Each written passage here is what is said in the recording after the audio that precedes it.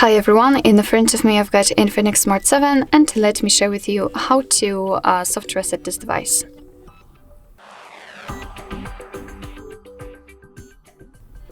So if for some reason your device stopped working properly or it simply does not respond to your touches, you can try to soft reset it. And to do that we have to press the power button long enough until we will see the black screen and the developer's logo. So let me try to do it. Here we've got the power button, so let me press it. And let's wait patiently. As you can see, we've got the restart option. However, let's pretend that we cannot tap on it. And as you can see, we've got the black screen. I felt the vibration. We've got the developer's logo, which simply means that our device started to restart the system. And after a while, it will be turned on completely.